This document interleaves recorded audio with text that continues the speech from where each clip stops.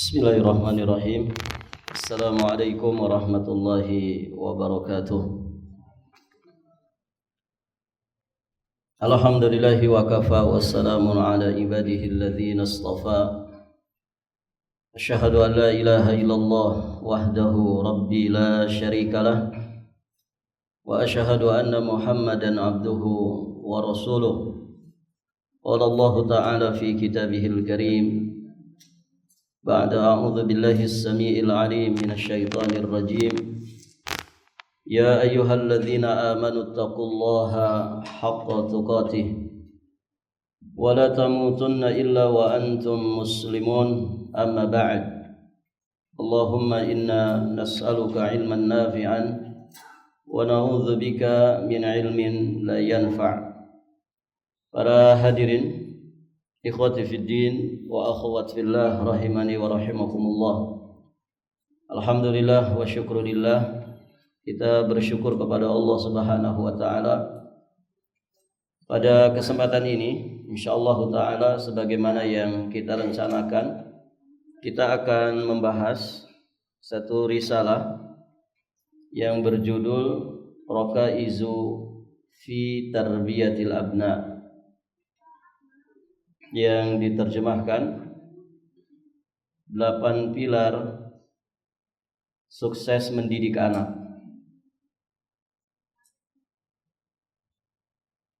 Baik, para jamaah yang dirahmati Allah, risalah ini ditulis oleh Syekh Dr. Abdul Razzaq bin Abdul Muhsin Al-Badr hafizahullahu ta'ala wa ra'ah. Kita akan membahas risalah ini karena insyaallah ta'ala masing-masing kita, hadirin jamaah yang dirahmati Allah, memiliki anak keturunan atau setidak-tidaknya merencanakan untuk memiliki anak dan keturunan. Tentu perkara yang ideal adalah al-ilmu qabla al-qaul wal amal. Berilmu dahulu sebelum kita berucap dan berbuat. Baik, para jamaah, ketika nanti Allah Subhanahu wa taala anugerahkan kepada kita anak keturunan, maka setidak-tidaknya kita memiliki bekal bagaimana kita menghadapi atau mengemban amanah yang Allah Subhanahu wa taala berikan berupa anak keturunan ini. Karena mereka ini adalah amanah yang Allah Subhanahu wa taala berikan, yang tentunya nanti di kehidupan akhirat kita akan dimintai pertanggungjawaban di hadapan Allah Subhanahu wa taala. Dengan demikian, para jamaah yang dirahmati Allah, risalah ini layak untuk kita pelajari dengan sebaik-baiknya. Tentu harapan besar kita semoga Allah menganugerahkan ilmu yang bermanfaat bagi kita semua terkait dengan permasalahan ini, untuk kemudian kita praktekkan, kita aplikasikan terhadap diri kita, kemudian terhadap anak-anak keturunan kita, dan tentunya harapan kita memiliki rumah tangga yang sakinah, mawaddah, warahmah, memiliki anak keturunan yang menjadi generasi penerus dan menjadi aset yang tidak ternilai harganya di sisi Allah Subhanahu wa taala. Dan tentu lebih dari itu, kita semua berharap bagaimana orang tua dan anak-anak, bahkan keluarga besar kita semua bisa berkumpul di surga Allah Subhanahu wa taala, ya, di bawah naungan Allah Subhanahu wa taala dan juga ridhonya. Baik, para jamaah yang dirahmati Allah, di sini muallif hafizahullahu taala beliau menyampaikan terlebih dahulu muqaddimah dari risalah ini. Sudah pada punya terjemahannya? Ada pegang semua? Nanti bisa dicari ya. Baik, para jamaah, setelah membuka risalah dengan tahmid dan juga salawat, sebagaimana ini yang dicontohkan oleh Rasulullah sallallahu alaihi wasallam. Berikutnya beliau sampaikan, amma ba'du fa inna min ahammil wajibat al-jasimah wal amanat al-'azimah allati yajibu 'ala al-'abdi an yu'tana biha fi hadhihi al-hayat abna'ahu. Beliau sampaikan, sesungguhnya di antara kewajiban yang sangat penting dan juga amanah yang sangat besar yang diwajibkan oleh Allah Subhanahu wa taala kepada seorang hamba dalam kehidupan ini adalah bagaimana dia punya perhatian yang begitu besar terhadap anak dan keturunannya. Perhatikan di sini beliau sampaikan bahwa perhatian kepada anak ini merupakan kewajiban yang sangat penting, kemudian amanah yang sangat besar. Berarti anak keturunan itu selain dia itu adalah nikmat, juga sekaligus amanah. Nikmat yang wajib disyukuri, kemudian amanah yang mesti kita emban dengan sebaik-baiknya. Ya, jangan sampai kemudian ketika kita diamanahi sesuatu oleh Allah Subhanahu wa taala kemudian kita berkhianat. Karena orang mukmin ketika diamanahi, ya maka hadirin jamaah yang dirahmati Allah, dia mengemban amanah itu dengan sebaik-baiknya sesuai dengan apa yang diinginkan oleh pemberi amanah. Dan dia tidak berkhianat. Ya, karena orang yang diberi amanah kemudian berkhianat, ini sifatnya orang munafik. Sifatnya orang munafik. Idza tumina khana. Ya, di antara sifat munafik apabila dia diberi amanah, diberi kepercayaan, maka hadirin jamaah yang dirahmati Allah, dia berkhianat. Baik. Maka memperhatikan pendidikan, pengajaran, adab, nasihat dan juga taujihat, yakni arahan untuk mereka, yakni untuk anak keturunan, itu merupakan tanggung jawab kedua orang tua. Memperhatikan tarbiyahnya, pendidikannya, pengajaran adab, kemudian nasihat, taujihat, ini semua tanggung jawab kedua orang tua, terutama seorang bapak yang menjadi pimpinan di dalam satu rumah tangga. Karena mereka itu adalah amanah yang sangat besar yang Allah Subhanahu wa taala perintahkan untuk diperhatikan dan juga dijaga.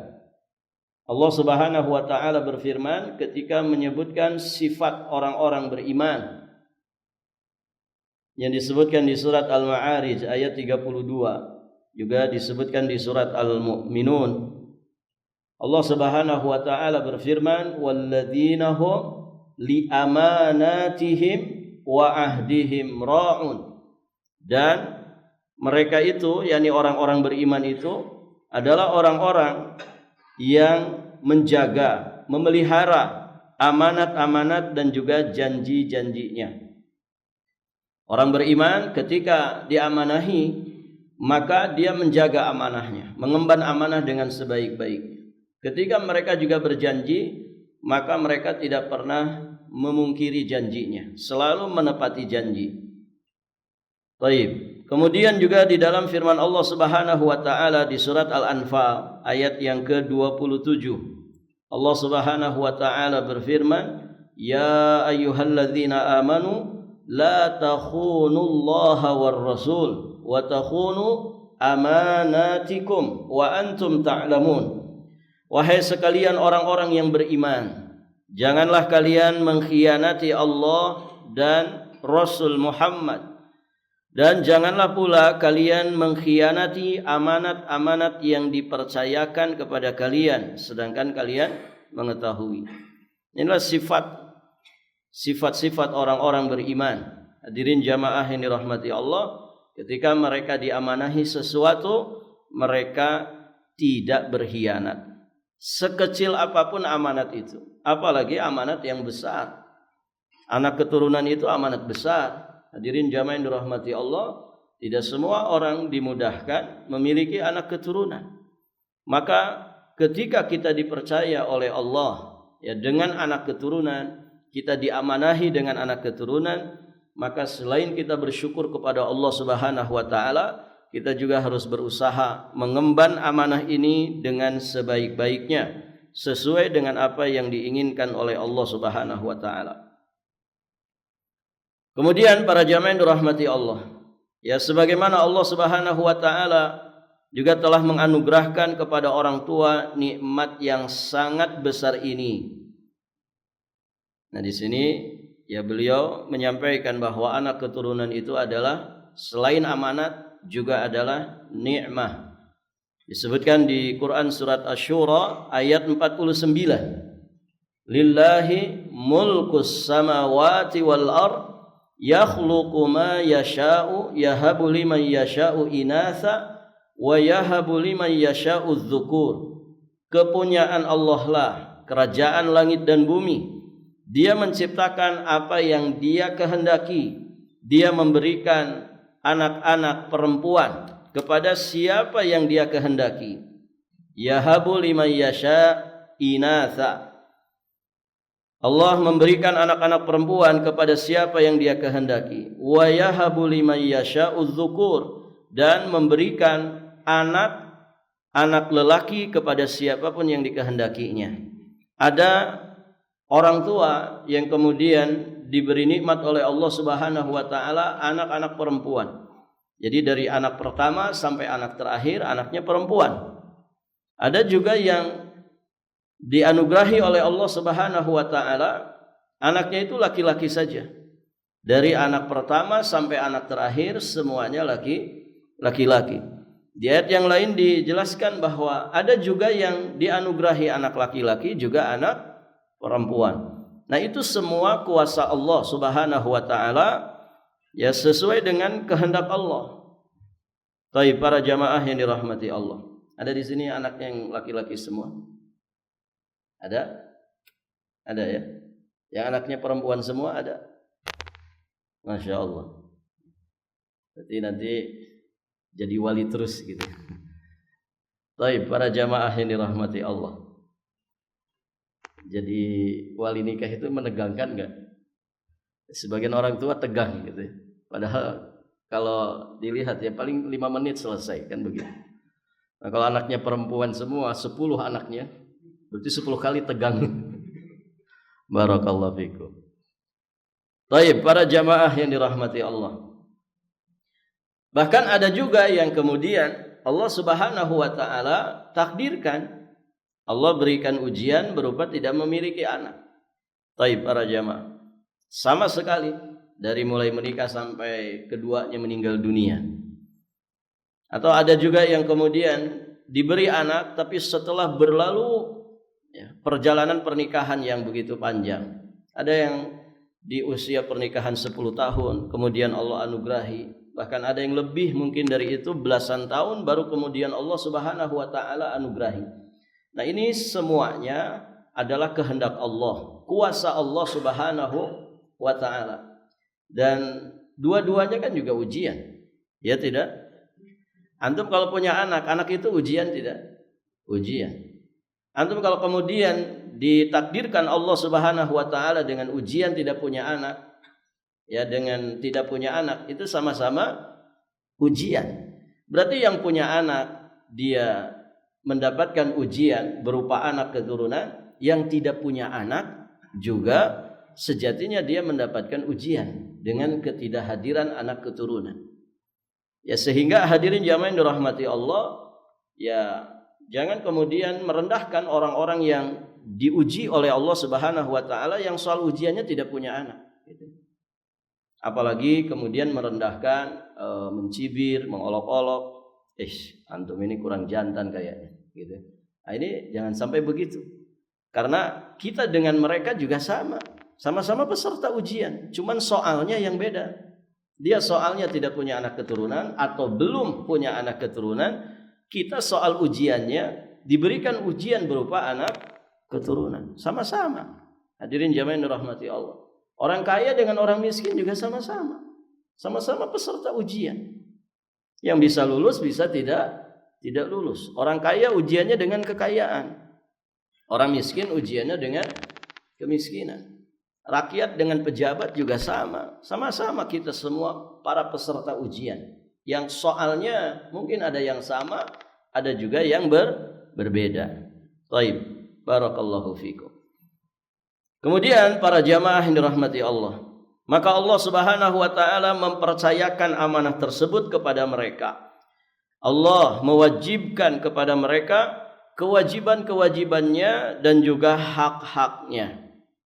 Apa yang menjadi hak anak, apa yang menjadi kewajiban anak, ini mesti dijelaskan oleh orang tua kepada mereka, ya, sehingga mereka mendapatkan pendidikan, mereka mendapatkan bekal ilmu, ya, apa yang semestinya mereka kerjakan saat mereka itu sudah akil balik nantinya.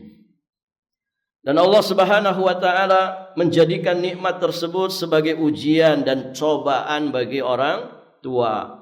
Apabila mereka menunaikan amanah terhadap anak keturunannya, yakni dia mendidik anaknya sebagaimana yang Allah Subhanahu wa taala perintahkan, maka mereka berhak memperoleh ganjaran dan pahala yang besar di sisi Allah Subhanahu wa taala. Dan Masya Allah, ganjaran mendidik anak ini luar biasa besarnya. Kalau kita berhasil mendidik anak menjadi anak yang saleh dan saleha, ini aset yang tidak ternilai harganya.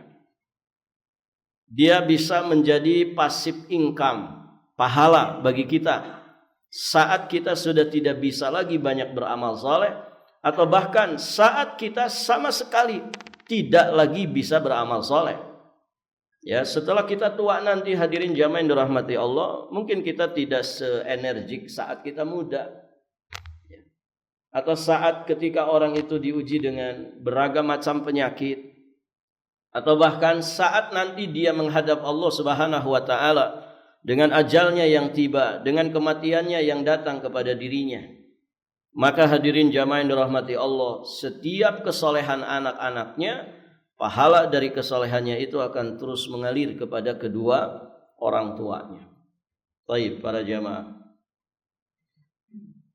apabila mereka menyia-nyiakannya, maka sungguh mereka telah menyerahkan dirinya untuk diiqab, dihukum, diazab sesuai dengan kelalaian yang mereka lakukan. Berarti yang menyia-nyiakannya ya tidak lulus ujian. Yang benar-benar memberikan, mencurahkan perhatian dengan pendidikan yang terbaik kepada anak-anaknya sampai dia diwafatkan Allah Subhanahu wa taala, maka hadirin jamaah yang dirahmati Allah, itu yang lulus dari ujian anak.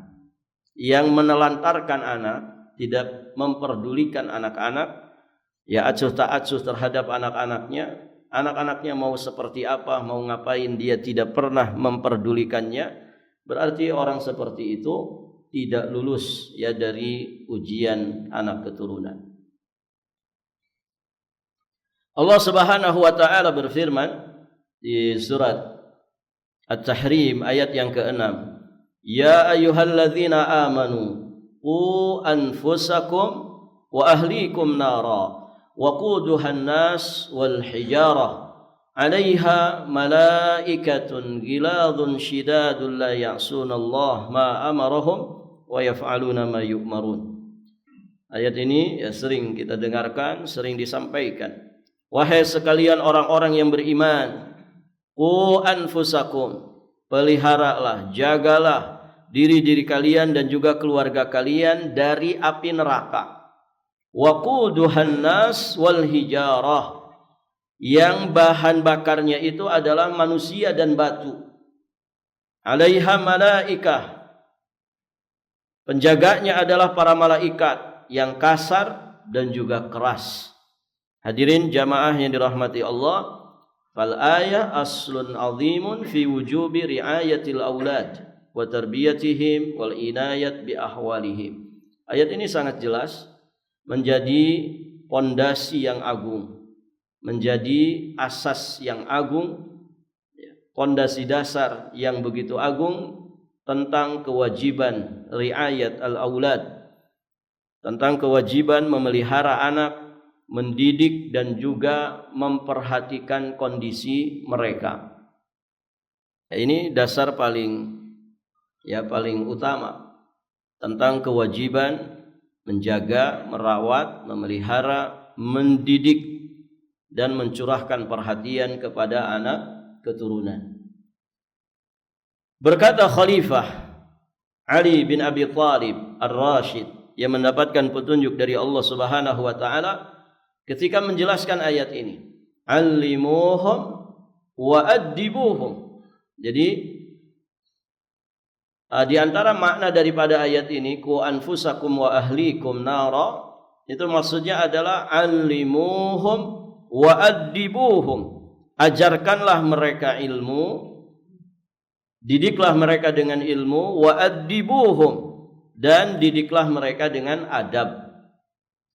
Berikan ilmu, ya, berikan juga pendidikan adab. Hadirin jamaah yang dirahmati Allah Subhanahu wa taala. Juga ada hadis Nabi sallallahu alaihi wasallam, hadis sahih yang menguatkan ayat yang mulia ini, yakni hadis yang juga kita sering mendengarnya, yang menjelaskan tentang wajibnya mencurahkan perhatian dan juga pendidikan kepada anak keturunan. Nabi sallallahu alaihi wasallam bersabda, "Kullukum ra'in wa kullukum mas'ulun an ra'iyatihi." Masing-masing kalian adalah pemimpin dan setiap kalian bertanggung jawab terhadap yang dipimpin. Siapapun yang dibawa kepemimpinannya, maka pemimpin itu bertanggung jawab. Baik, para jamaah yang dirahmati Allah, Nabi mengatakan masing-masing kalian itu adalah pemimpin. Baik. Kalau ada orang mengatakan, "Ustaz, saya hidup sebatang kara, saya sendirian, orang tua nggak punya, anak apalagi, istri juga nggak punya." Baik. Apakah berlaku hadis ini bagi dia? Berlaku nggak, ikhwan? Ada yang hidup sebatang kara? Mungkin ada, gitu ya. Ada orang misalkan apalagi datang ke sini, misalkan ke Balikpapan, tidak punya sanak saudara. Ada orang mungkin Allah takdirkan dia tidak mengerti orang tua saya siapa, apalagi kakeknya, ya saudara saya siapa, ibu bapaknya nggak ngerti, keluarganya ada di mana. Ya, orang bilang hidup sebatang kara. Baik, para jamaah, apakah orang hidup sebatang kara? Berlaku hadis ini untuk dirinya. Masing-masing kalian pemimpin. Saya mimpin siapa? Enggak punya siapa-siapa. Barakallahu fikum. Tapi Nabi menyebutkan, kullukum, masing-masing kalian adalah pemimpin dan bertanggung jawab atas kepemimpinannya. Nah, yang sebatang kara gitu gimana? Sama, ya. Hadis ini juga berlaku bagi dirinya. Terus dia mimpin siapa? Mimpin dirinya sendiri. Karena di dalam diri kita ini ada dua unsur. Unsur zahir, unsur batin. Ada jiwa, ada raga. Ada lahir, ada batin. Baik, para jamaah. Maka kita menjadi pemimpin atas diri kita sendiri. Kalau memang hidup kita sebatang kara, tetap akan dimintai pertanggungjawaban. Bagaimana Anda memimpin diri Anda sendiri? Dibawa kemana jiwa raga Anda itu? Ya kan? Nah, lebih-lebih lagi kalau dia misalkan punya pasangan hidup, tidak punya anak, tapi punya istri. Berarti istri di bawah kepemimpinannya. Satu istri, dua istri, tambah lagi enggak? Tambah lagi tanggung jawabnya. 3, 4. Oh, tambah lagi tanggung jawabnya. Begitu kan? Barakallahu fikum. Ada istri saya 1, Ustaz. Anaknya berapa? Anak saya 5. Berarti anak ini juga tanggung jawab. Berarti kita memimpin 1 istri 4 anak, 1 istri 5 anak. Ini semuanya mas'uliyah. Semuanya adalah pertanggungjawaban di hadapan Allah Subhanahu wa taala. Maka kemudian Nabi sallallahu alaihi wasallam menyampaikan, al-imamu Ra'in wa huwa mas'ul an ra'iyatihi.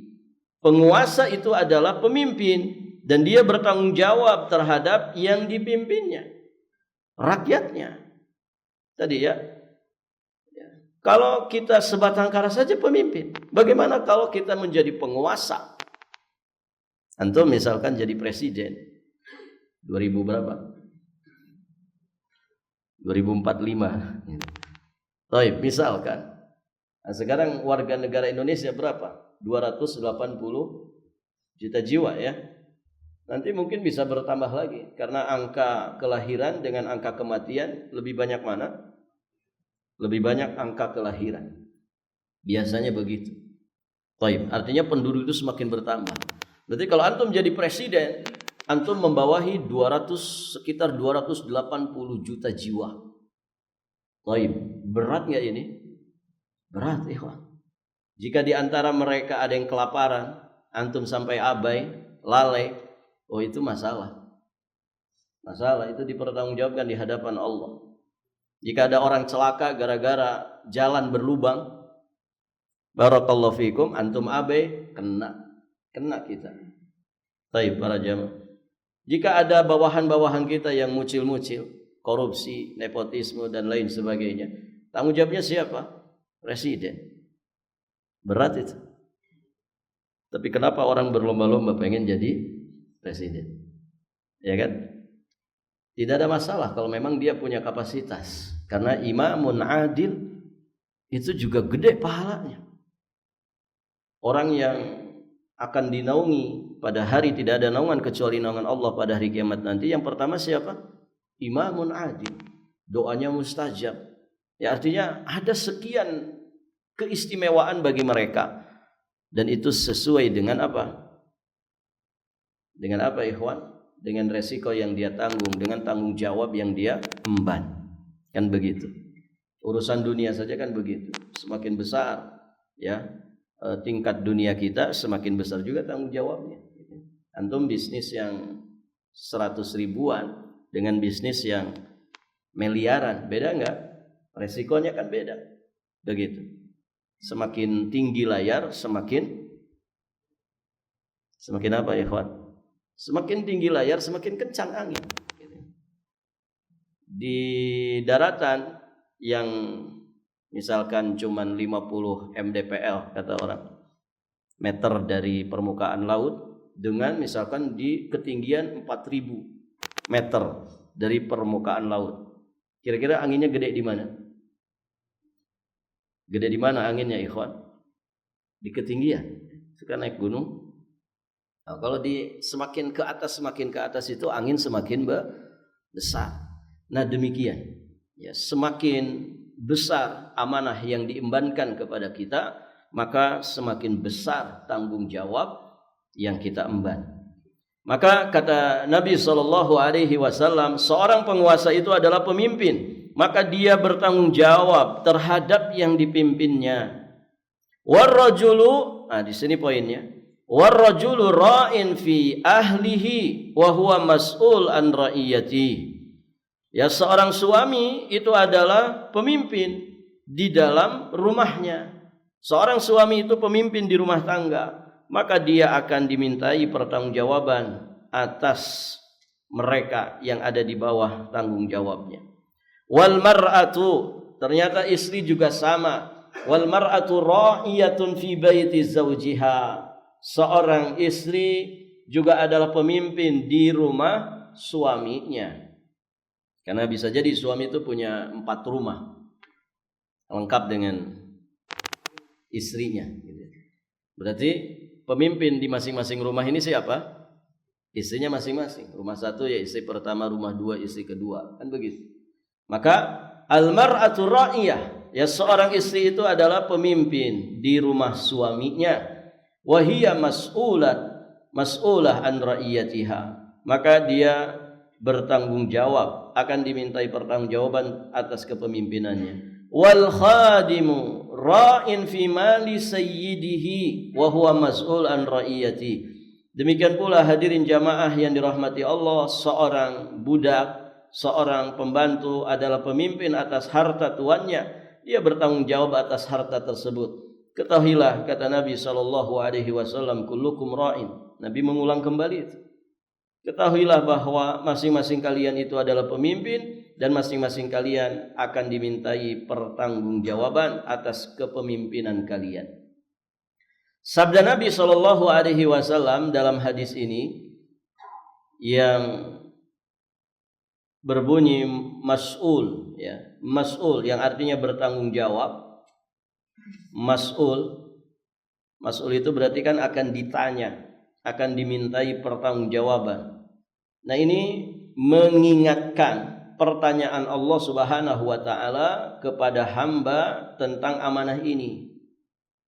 Jadi kalau kita punya orang-orang yang di bawah kepemimpinan kita, antum menjadi RT, misalnya jadi DKM masjid, jadi apapun, ketua yayasan, ketua madrasah, ya, mudir pondok pesantren. Nah, ini mas'ul.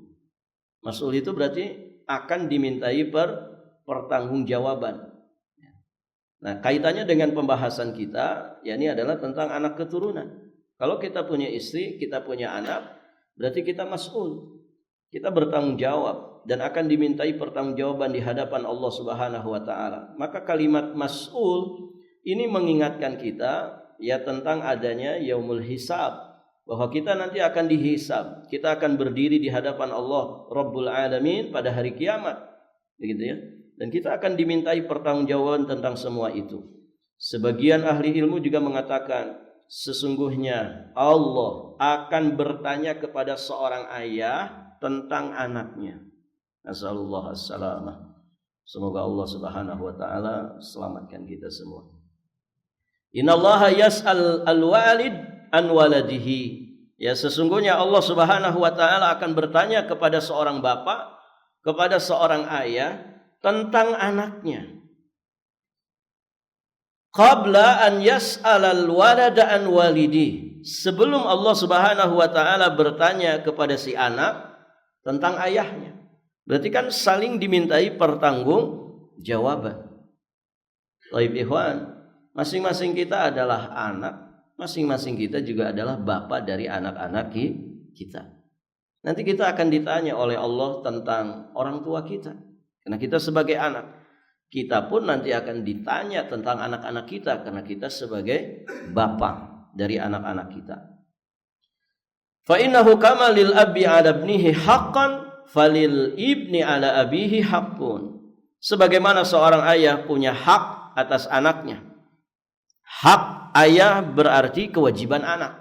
Anak wajib berbakti kepada ayahnya, kepada ibunya. Baik para jamaah. Maka sebagaimana seorang ayah punya hak atas anaknya, demikian pula seorang anak itu punya hak atas ayahnya. Hak anak atas ayahnya berarti kewajiban ayah kepada anak. Apa kewajiban ayah kepada anak? Menafkahi. Ya, menyelesaikan segala urusannya, kebutuhannya, mencurahkan perhatian, menjaga, merawat, memelihara, dan yang paling mendasar adalah mengarahkan, membimbing, membersamai di dalam pendidikan yang terbaik. Baik para jamaah. Maka Abdullah bin Umar radhiyallahu taala anhuma, beliau menyampaikan tentang ayat ini dan juga hadis ini, adib ibnaka fa innaka mas'ul an waladika. Madza adabtahu wa madza 'allamtahu wa innahu mas'ul an birrika wa tawa'iyatihi laka. Kata Abdullah bin Umar, didiklah anakmu, sesungguhnya engkau bertanggung jawab atas anakmu, apa yang telah engkau didik dan apa yang telah engkau ajari. Adib itu berikan pendidikan kepada anakmu, karena engkau nanti akan ditanya tentang anakmu. Apa yang sudah engkau berikan dari pendidikan kepada anakmu? Apa yang sudah engkau ajarkan kepada anak-anakmu?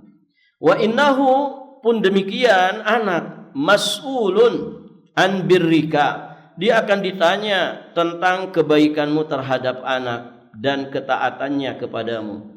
Mas'ulun an birrika wa tawa'iyatihi laka. Baik para jamaah yang dirahmati Allah. Jadi anak juga nanti akan ditanya ya tentang apa yang dia berikan kepada orang tuanya. Apakah uquq ataukah albir?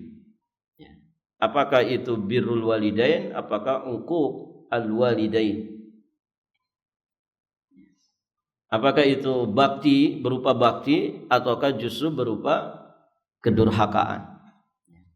Jadi sama-sama nanti akan ditanya. Orang tua akan ditanya, kemudian anak juga akan ditanya. Baik, para hadirin jamaah yang dirahmati Allah. Fallahu kama awsal abna bi birri abaihim wa wujubil ihsan ilaihim bi qawlihi wa wassaynal insana biwalidayhi husna.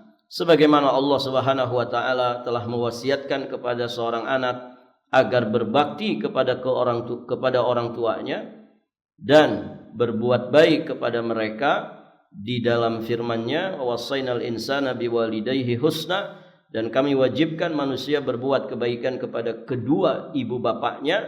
Maka Allah juga mewasiatkan orang tua itu untuk mendidik dan mengajarkan adab kepada anak-anaknya, sebagaimana firman Allah di surat An-Nisa ayat 11, yusikumullah fi auladikum. Allah Subhanahu wa taala mewasiatkan bagimu tentang anak-anakmu. Jadi para jamaah, orang tua berkewajiban mendidik anak, mencurahkan perhatian kepada anak. Anak juga berkewajiban berbakti kepada kedua orang tua. Jika sinergi ini bertemu, begitu ya, orang tua memberikan pendidikan yang terbaik kepada anaknya, kemudian anaknya berbakti kepada orang tua, maka akan terciptalah ya, yang namanya hubungan yang terbaik antara anak dengan orang tua dengan anak. Dan itu menjadi sumber kebahagiaan hidup di dalam tatanan rumah tangga, bahkan di dalam kehidupan dunia. Yang jika ini bisa dipertahankan sampai semuanya menghadap Allah Subhanahu wa taala, maka akan membawa kepada kebahagiaan di alam-alam berikutnya. Baik, para jamaah yang dirahmati Allah. Jika ini tidak ketemu, maka tentu ada yang kurang. Begitu ya, ada yang kurang. Ya, misalkan ada orang tua soleh, anaknya durhaka. Ada? Ya, contohnya ada tidak? Ada. Nabiullah Nuh alaihi salam. Orang tuanya seorang nabi, seorang rasul. Jelas soleh, begitu ya. Namun ternyata diuji dengan anak yang durhaka. Ada juga yang anaknya soleh, orang tuanya yang tidak soleh. Contohnya siapa? Ibrahim alaihissalam. Taib. Ada sesuatu yang kurang tidak? Pasti ada. Nabi Nuh alaihissalam bersedih, begitu ya. Sebagaimana Nabiullah Ibrahim juga bersedih. Taib. Para jamaah yang dirahmati Allah. Maka ketika dua perkara ini ketemu di dunia, ini sejatinya adalah ya, satu perkara yang akan menjadi sebab terbesar ya bagi mereka untuk mendapatkan kebahagiaan dunia. Ya, sebelum mereka mendapatkan kebahagiaan di alam-alam setelahnya. Ya, bahkan hadirin jamaah yang dirahmati Allah, itulah yang dikatakan sebagai keluarga sakinah, mawaddah, warahmah. Keluarga yang tumakninah. Ya, keluarga yang tenang, adem, barakallahu fikum. Tentu ya, ketenangan itu menjadi prosedur utama dalam keselamatan. Kita itu kalau rumah tangga tenang, tumakninah. Kenapa? Karena masing-masing ya dari yang ada di rumah tangga itu menjalankan kewajibannya. Ya, suami menjalankan kewajibannya, istri menjalankan kewajibannya. Mereka berdua sebagai orang tua menjalankan kewajibannya terhadap anak-anaknya. Anak-anaknya pun demikian, berbakti kepada kedua orang tuanya. Maka ini menjadi tenang, ya, menjadi tenang. Dan kalau tenang seperti itu, mudah bagi mereka untuk selamat. Tapi coba kalau masing-masing tidak menunaikan kewajibannya, ya. Istri tidak menunaikan kewajibannya sebagai istri, Dia tidak menunaikan kewajibannya sebagai ibu bagi anak-anaknya. Suami juga demikian, tidak menunaikan kewajibannya sebagai suami, tidak menunaikan kewajibannya sebagai bapak dari anak-anaknya. Maka ini rumah tangga yang berantakan nanti. Begitu. Rumah tangga yang kacau balau dan tidak ada ketenangan di dalam rumah tersebut. Kalau sudah tidak tenang, maka kebinasaan, kecelakaan, kesengsaraan, penderitaan pasti akan mereka dapatkan. Hadirin, betapa banyak orang tua yang sampai nangis, ya, sesenggukan gitu ya. Kenapa? Diuji dengan anak yang durhaka. Ustaz, anak saya seperti ini. Nangis. Pun demikian ada sebagian anak yang kemudian diuji dengan orang tuanya. Mohon maaf ya, mungkin orang tuanya barakallahu fikum tidak sesuai harapan. Anak bisa bersedih dengan itu. Ya, saya lebih baik kehilangan apapun, ya, daripada saya menghadapi orang tua yang seperti ini. Sampai segitu. Ya, artinya masya Allah, ketenangan itu ada ketika apa? Masing-masing dari yang ada di dalam rumah tangga itu benar-benar menjalankan kewajibannya yang telah diamanahkan Allah Subhanahu wa taala kepada dirinya. Baik para jamaah yang dirahmati Allah, sedikit lagi tapi belum selesai. Insyaallah taala nanti kita lanjutkan di pertemuan berikutnya ya, insyaallah. Silakan azan dulu aja. Bismillahirrahmanirrahim. Wassalatu wassalamu ala Rasulillah, amma ba'd. Selanjutnya beliau sampaikan, para jamaah yang dirahmati Allah, wa qad akhbarana Nabiyyuna al-Karim anna lil walidaini ta'siran balighan ala abnaihim. Sungguh Nabi sallallahu alaihi wa alihi wasallam, Nabi kita yang mulia, telah mengabarkan kepada kita bahwa orang tua itu memiliki peran dalam memberikan pengaruh yang sangat besar, pengaruh yang sangat luar biasa kepada anak-anaknya. Dalam masalah apa? Fi aqaidihim, dalam masalah akidah mereka, wa adyanihim, dalam masalah agama mereka, fadlan an akhlaqihim wa tibaihim. Ya, apalagi terkait dengan masalah akhlak dan juga karakter mereka. Ada istilah dalam bahasa kita, buah tidak jatuh jauh dari pohonnya. Nah, biasanya pola-pola anak itu tidak jauh dari pola-pola orang tuanya. Itu dalam segala hal. Hatta dalam urusan berpakaian misalkan. Dalam urusan yang remeh-remeh saja mesti ada kemiripan pola orang tua dengan pola anaknya. Dan itu nanti juga, pola itu juga yang biasanya ditularkan kepada siapa? Kepada cucunya, maksudnya kepada anaknya, anak dari anaknya. Baik, para jamaah yang dirahmati Allah, illa man rahima rabbuh, kecuali mereka yang memang dirahmati Allah. Ketika dia dapati ada pola-pola yang mungkin tidak tepat pada pola yang diberikan orang tua kepada dirinya, akhirnya anaknya hijrah, anaknya kemudian belajar agama, begitu kan? Ya, akhirnya dia bisa memahami tanpa merendahkan tentunya, gitu ya. Memahami pola-pola yang keliru pada orang tuanya, yang kemudian karena dia sudah memiliki ilmunya, dia tidak mau lagi menularkan itu kepada anaknya, yakni kepada cucunya. Nah, walhamdulillah kalau kemudian seperti itu. Baik para jamaah, maka ini peran orang tua sangat besar. Ya, peran orang tua sangat besar. Ya, bisa dikatakan begini, jangan kemudian berbuat cacat, ya berulah yang tidak baik, sedikit pun usahakan jangan. Walaupun itu tidak mungkin ya. Tapi artinya ikhtiar dulu. Jangan ada pola-pola yang kemudian kita tularkan, kita pertontonkan di hadapan anak yang itu tidak baik. Kenapa? Karena itu bisa terulang nanti untuk cucu kita. Bisa dipahami ini?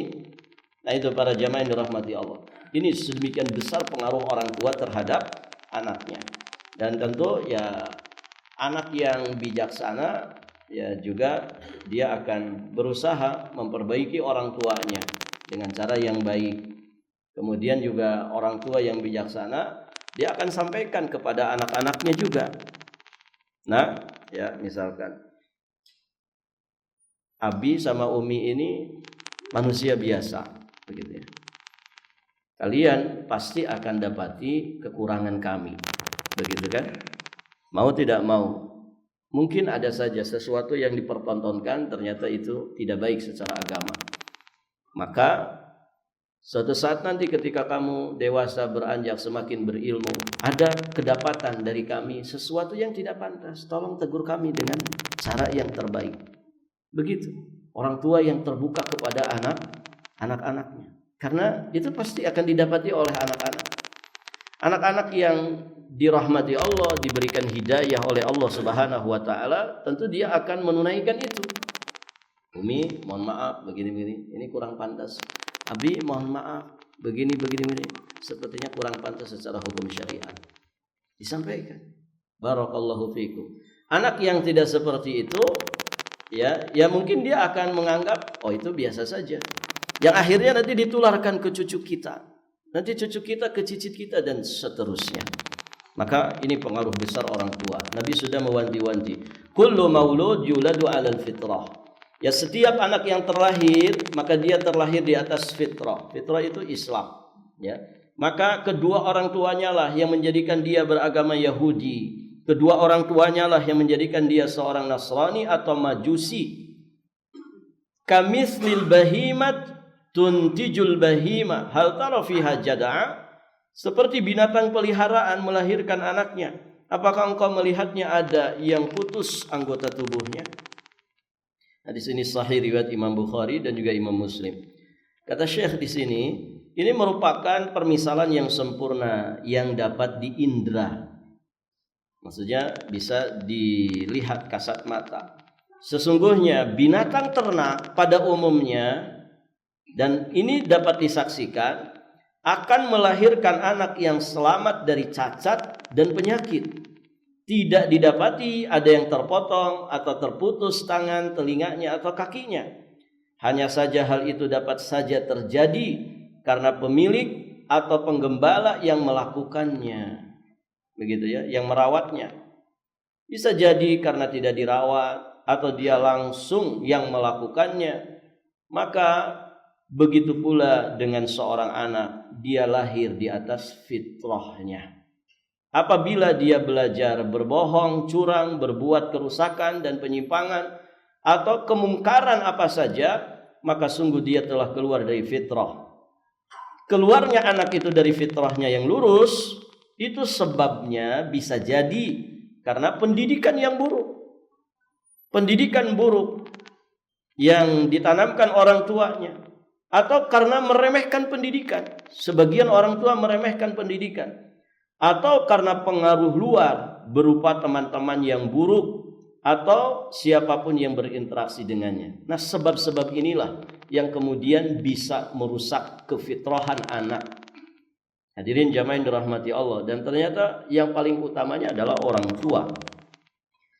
Karena penting dan agungnya amanah ini, di sini kata Syekh, saya akan sebutkan beberapa pilar dan pondasi-pondasi penting yang harus diperhatikan oleh kedua orang tua agar dapat terwujud keinginan dan tujuan yang sangat mulia. Nanti ada 8 poin yang beliau sampaikan. Insya Allah nanti kita lanjutkan di kesempatan berikutnya. Nah, jadi hadirin jamaah yang dirahmati Allah, tugas orang tua itu, dan ini sejatinya tugas yang berat, adalah menjaga kefitrahan anak. Menjaga kefitrahan anak. Artinya anak itu aslinya lahir sudah membawa fitrah yang lurus. Nah, fitrah inilah yang harus dirawat.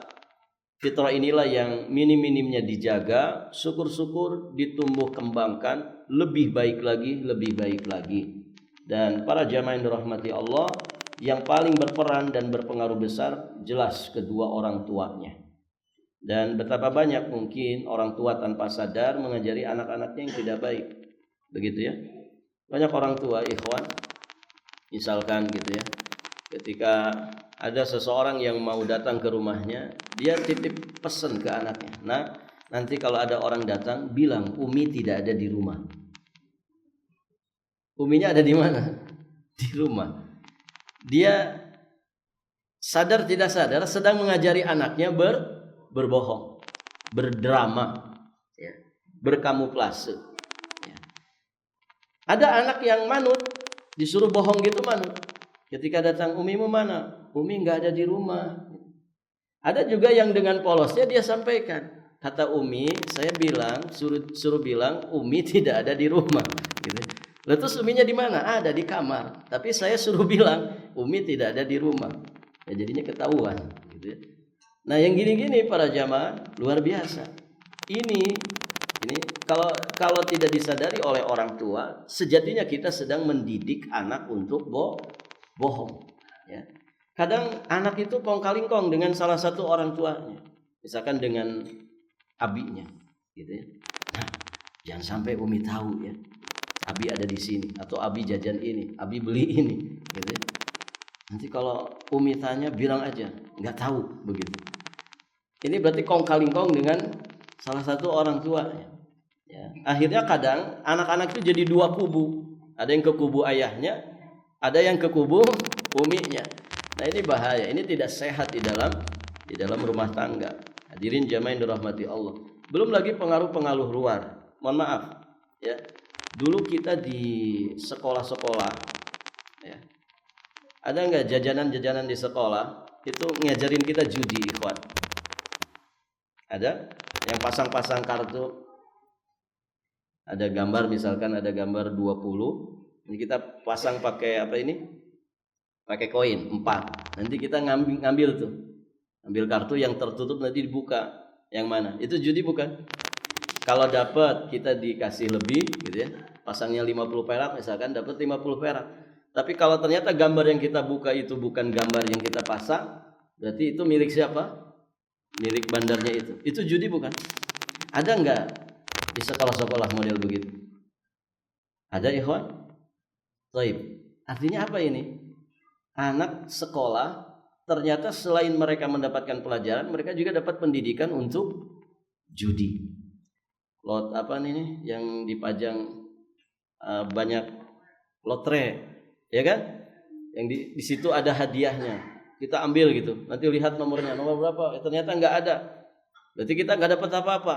Tapi kalau dapat hadiah, maka kita dapat. Ini judi bukan? Judi.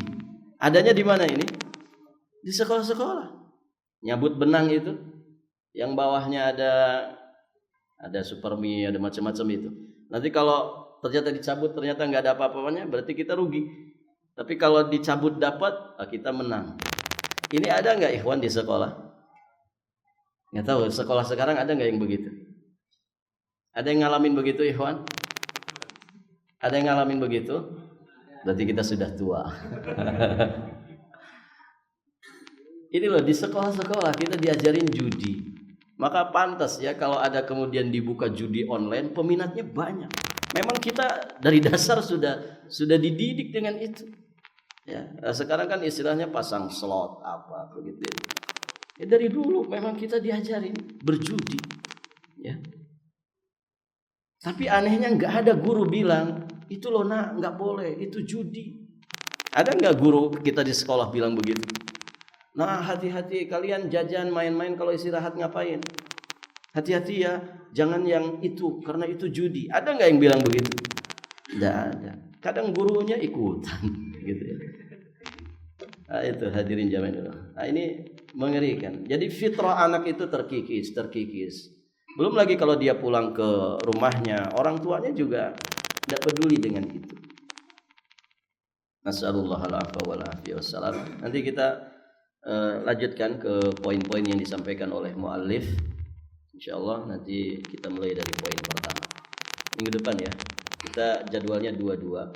Jadi 2 pekan ini nanti lanjut akidah salaf 2 pekan. Subhanakallahumma bihamdika asyhadu an la ilaha illa anta astaghfiruka wa atubu ilaik. Assalamualaikum warahmatullahi wabarakatuh.